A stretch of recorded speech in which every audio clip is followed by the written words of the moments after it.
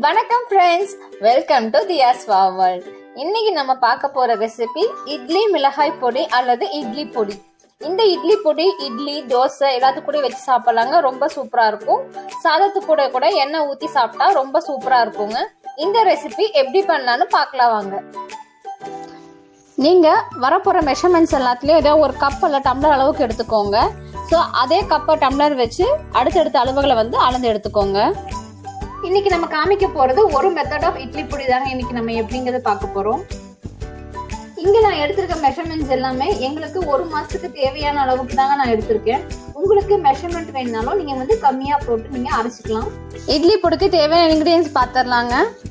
கடலைப்பருப்பு 3/4 கப், உளுந்து பருப்பு 3/4 கப். நான் இங்க வெள்ளை உளுந்து எடுத்திருக்கேங்க. உங்களுக்கு கருப்பு உளுந்து இருந்துச்சுனாலும் தாராளமா எடுத்துக்கலாம். கருப்பு உளுந்து டேஸ்ட்டும் மனமும் ரொம்ப சூப்பரா இருக்குங்க.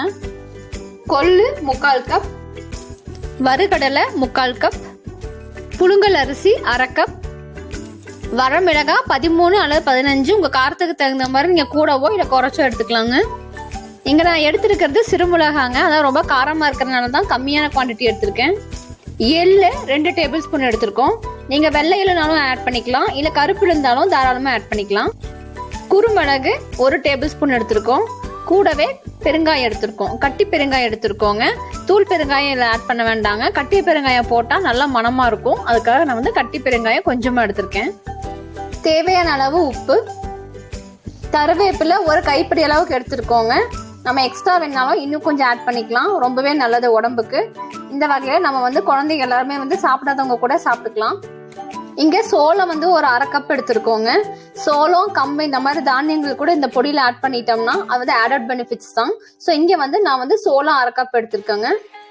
இந்த மாதிரி தானியங்கள் ஆட் பண்றது உங்களுக்கு இஷ்டம் இல்லைனாலும் தாராளமா அதை அவாய்ட் பண்ணிக்கலாம். இந்த ரெசிபி எப்படி பண்ணலான்னு பார்க்கலாம் வாங்க.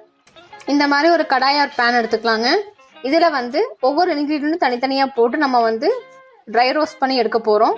இப்போ முதல்ல கடலைப்பருப்பை ஆட் பண்ணிட்டு பொன்னிறமா வர வரைக்கும் நல்லா வறுத்துட்டு எடுத்துக்கலாங்க. இந்த பொடிக்கு நம்ம எதுக்குமே எண்ணெய் ஆட் பண்ணாம எல்லாத்தையும் ட்ரை ரோஸ்ட் பண்ணிக்கலாங்க. எண்ணெய் ஊற்றி வறுக்கும் பொழுது கொஞ்ச நாள் வச்சிருந்தாலே உங்களுக்கு ஒரு மாதிரி ஸ்மெல் வந்துடும். ஸோ இது ட்ரை ரோஸ்ட் பண்ணி வைக்கிறதுனால கொஞ்ச நாள் வச்சிருந்து யூஸ் பண்ணாலுமே எதுவுமே ஆகாம ஃப்ரெஷ்ஷாக நல்லா இருக்குங்க பொடி. பாருங்க, இப்போ கடலைப்பருப்பு நல்லா பொன்னிறமா வறுத்தாச்சு. இப்போ இதை எடுத்து இன்னொரு பாத்திரத்துக்கு டிரான்ஸ்ஃபர் பண்ணிடலாங்க. இப்போ கொள்ளு ஆட் பண்ணிட்டு அதையும் நல்லா பொன்னிறமா வர வரைக்கும் வறுத்து எடுத்துக்கலாங்க. நம்ம வறுக்கிற இன்கிரீடியன்ஸ் எல்லாமே மீடியம் ஃப்ளேம்ல வச்சுட்டு பக்கத்துல நின்று நல்லா வறுத்துக்கலாங்க. கரிஞ்சதுன்னா பொடியோட டேஸ்ட் ஸ்பாயில் ஆயிடும். பாருங்க, கொள்ளு நல்லா வறுப்பட்டுருச்சு.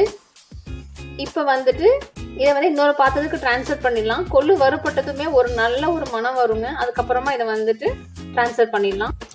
இப்போ எடுத்து வச்சிருக்கிற உளுந்து பருப்பு ஆட் பண்ணிட்டு அதையும் பொன்னிறமா வர வரைக்கும் வறுத்து எடுத்துக்கலாங்க. உளுந்தும் வறுப்பட்டதுமே நல்ல ஒரு மனம் வருங்க.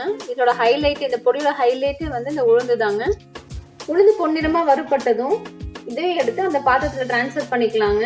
இது எல்லாத்தையுமே ஆற வச்சிடலாம்.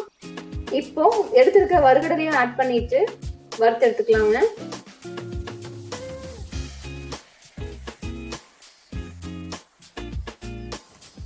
வறுகடலை நல்லா ரோஸ்ட் பண்ணிட்டு எடுத்து இன்னொரு பாத்திரத்துக்கு டிரான்ஸ்ஃபர் பண்ணிடலாங்க. இப்போ நம்ம எடுத்து வச்சிருக்க சோளத்தையும் ஆட் பண்ணிட்டு ஃப்ரை பண்ணிக்கலாங்க. சோளம் ஃப்ரை ஆகும் பொழுது உங்களுக்கு கார்ன் மாதிரி நல்லா மேலே பாப்பாய் வரும். ஸோ அது மேலே லைட்டாக ஒரு மூடி மாதிரி போட்டுட்டு சோளத்தை வறுத்து எடுத்துக்கலாங்க.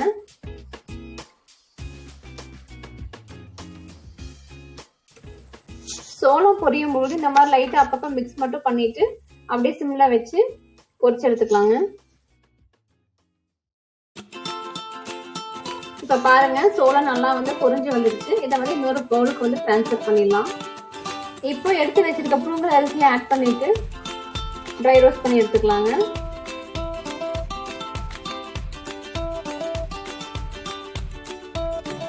இப்போ நம்ம எடுத்திருக்க வெள்ளை இலையும் போட்டு ட்ரை ரோஸ்ட் பண்ணிக்கலாங்க. எள்ளை ரோஸ்ட் பண்ணும் பொழுது எள்ளு மேலே வெடிக்குங்க. ஸோ சிம்மில் வச்சு பண்ணிக்கலாம். இப்போது நம்ம எடுத்துருக்க கருவேப்பிலை, பெருங்காயம், குருமிளகு, உப்பு, காஞ்ச மிளகாய் இது எல்லாத்தையும் ட்ரை ரோஸ்ட் பண்ணிக்கலாங்க.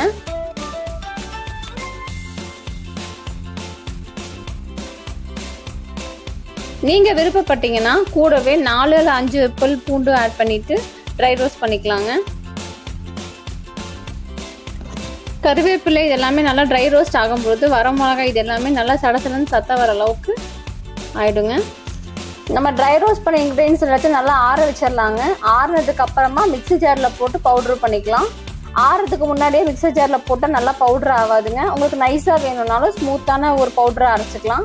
இல்லை கொஞ்சம் தருன்னு நறுன்னு வேணுனாலும் அதுக்கு தகுந்த மாதிரி கொஞ்சம் முன்னையே அரைச்சி எடுத்துக்கலாம். சூப்பரான இட்லி மிளகாய் பொடி ரெடி ஆயிடுச்சுங்க. இதில் தேங்காய் எண்ணெய், நல்லெண்ணெய், நெய் எது வேணாலும் விட்டு சாப்பிட்லாம். இட்லி, தோசை, சாதத்து கூட சாப்பிட்டாலும் ரொம்ப சூப்பராக இருக்குங்க. கண்டிப்பாக இந்த ரெசிபியை ட்ரை பண்ணி பாருங்கள். இந்த ரெசிபி உங்களுக்கு பிடிச்சிருந்ததுன்னா எங்களோட சேனலை சப்ஸ்கிரைப் பண்ணுங்கள். கீழே இருக்க பெல் ஐக்கானை கிளிக் பண்ணுங்கள். இந்த வீடியோவை உங்கள் ஃப்ரெண்ட்ஸ், ஃபேமிலி அண்ட் ரிலேட்டிவ்ஸ் கூட ஷேர் பண்ணுங்கள்.